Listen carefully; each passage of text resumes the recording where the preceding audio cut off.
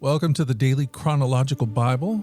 My name's Hunter, and we are reading through the Bible in chronological order as a single story. And that story is all about Jesus. It is a revelation of Him, and He has revealed to us the heart of the Father. Today, June 30th, we are reading selections from the book of 2 Kings, chapter 16, 2 Chronicles 28, and Isaiah, chapters 13 through 16. We're reading from the New Living Translation. This is the word of the Lord. 2 Kings 16, starting in verse 19. The rest of the events in Ahaz's reign and everything he did are recorded in the book of the history of the kings of Judah. When Ahaz died, he was buried with his ancestors in the city of David. Then his son Hezekiah became the next king. The rest of the events of Ahaz's reign and everything he did, from beginning to end, are recorded in the book of the kings of Judah and Israel. When Ahaz died, he was buried in Jerusalem, but not in the royal cemetery of the kings of Judah. Then his son Hezekiah became the next king. Isaiah 13. Isaiah, son of Amoz, received this message concerning the destruction of Babylon. Raise a signal flag on a bare hilltop. Call up an army against Babylon. Wave your hand to encourage them as they march into the palace of the high and mighty. I, the Lord, have dedicated these soldiers for this task. Yes, I have called mighty warriors to express my anger, and they will rejoice when I am exalted. Hear the noise on the mountains. Listen as the vast armies march. It is the noise and shouting of many nations. The Lord of heaven's armies has called his army together. They come from distant countries, from beyond the farthest horizons. They are the Lord's weapons to carry out his anger. With them he will destroy the whole land. Scream in terror, for the day of the Lord has arrived, the time for the Almighty to destroy. Every arm is paralyzed with fear, every heart melts, and people are terrified. Pangs and anguish grip them like those of a woman in labor. They look helplessly at one another, their faces aflame with fear. For see, the day of the Lord is coming, the terrible day of his fury and fierce anger. The land will be made desolate, and all the sinners destroyed with it. The heavens will be black above them. The stars will give no light. The sun will be dark when it rises, and the moon will provide no light.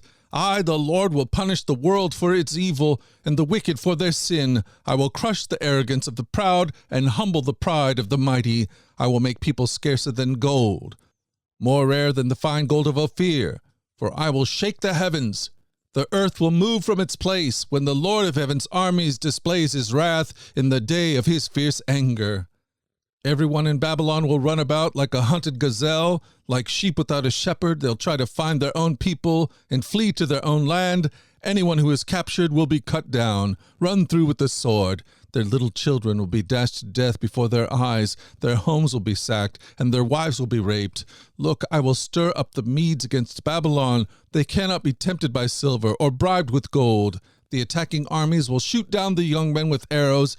They will have no mercy on helpless babies, and will show no compassion for children.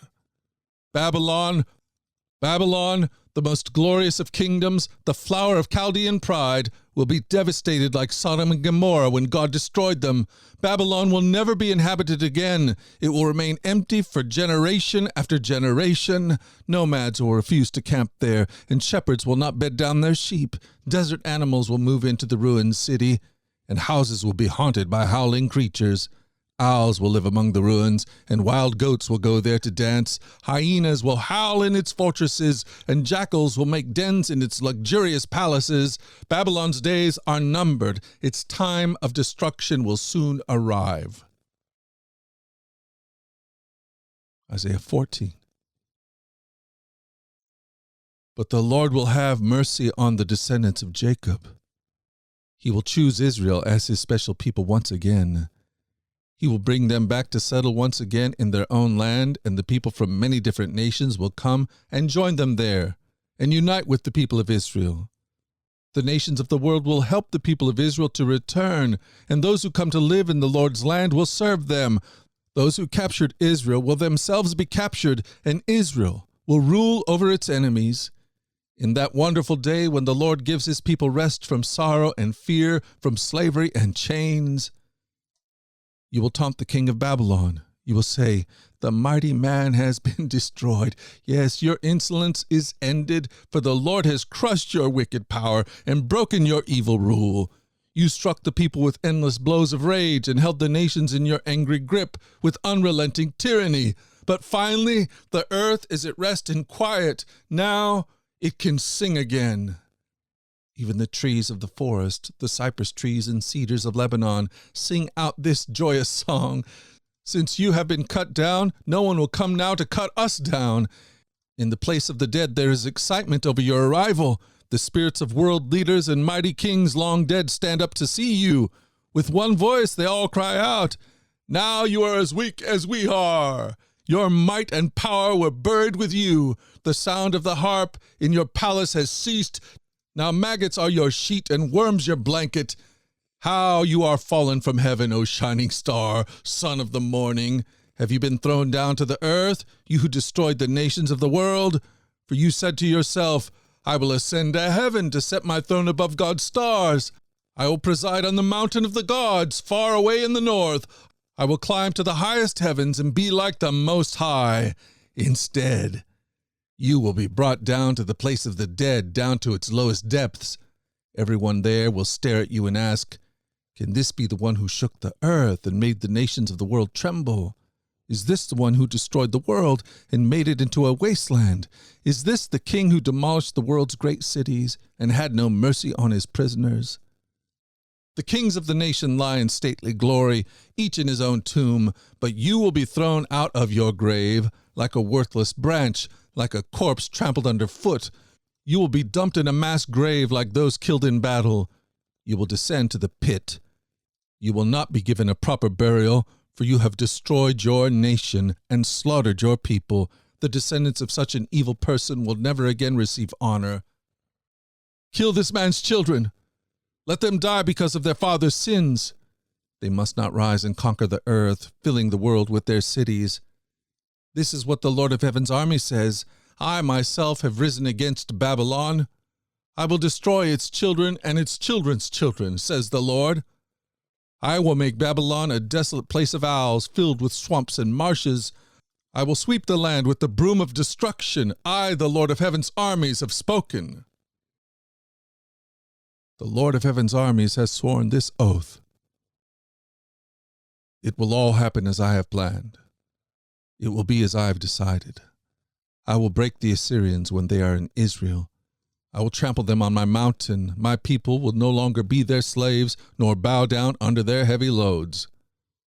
I have made a plan for the whole earth, a hand of judgment upon all the nations. The Lord of Heaven's armies has spoken. Who can change his plans? When his hand is raised, who can stop him? This message came to me the year King Ahaz died. Do not rejoice, you Philistines, that the rod that struck you is broken, that the king who attacked you is dead. For from that snake a more poisonous snake will be born, a fiery serpent to destroy you. I will feed the poor in my pasture, the needy will lie down in peace. But as for you, I will wipe you out with famine and destroy the few who remain. Wail at the gates, weep in the cities, melt with fear, you Philistines. A powerful army comes like smoke from the north. Each soldier rushes forward, eager to fight. What should we tell the Philistine messengers? Tell them, the Lord has built Jerusalem, its walls will give refuge to his oppressed people. Isaiah 15. This message came to me concerning Moab. In one night the town of Ar will be leveled and the city of Kir will be destroyed. Your people will go to their temple in Dibon to mourn. They will go to their sacred shrines to weep. They will wail for the fate of Nebo and Medeba, shaving their heads in sorrow and cutting off their beards. They will wear burlap as they wander the streets. From every home and public square will come the sound of wailing.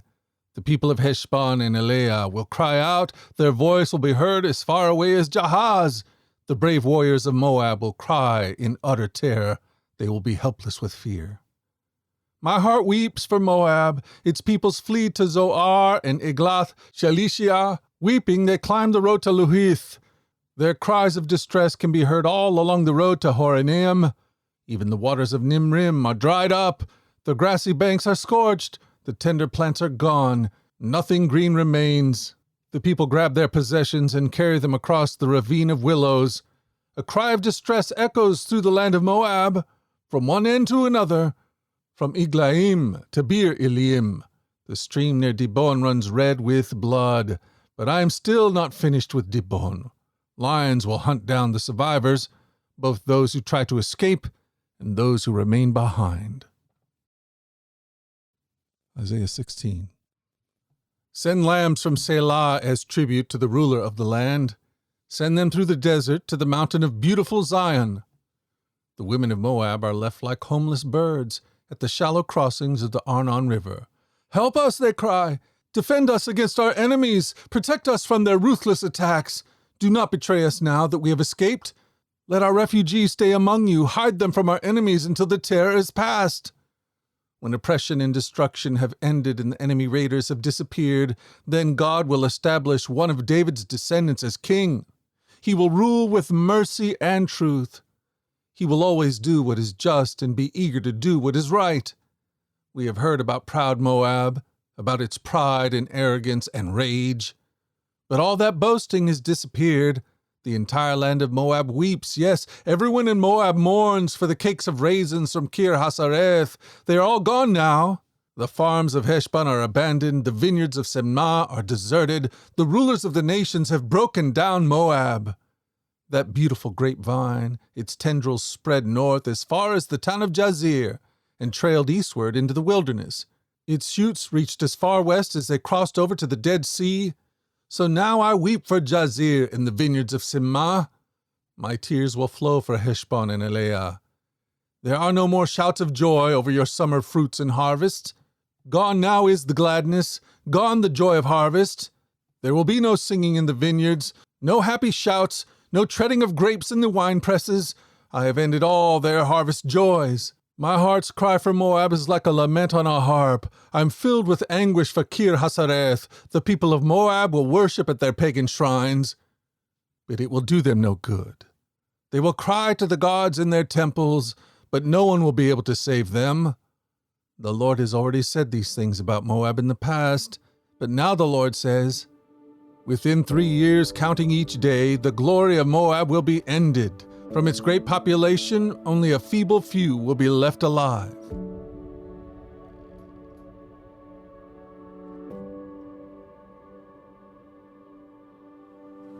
Thank you for joining us at the Daily Chronological Bible. You can find the specifics of our reading plan in the 1-year Chronological Bible published by Tyndall Press.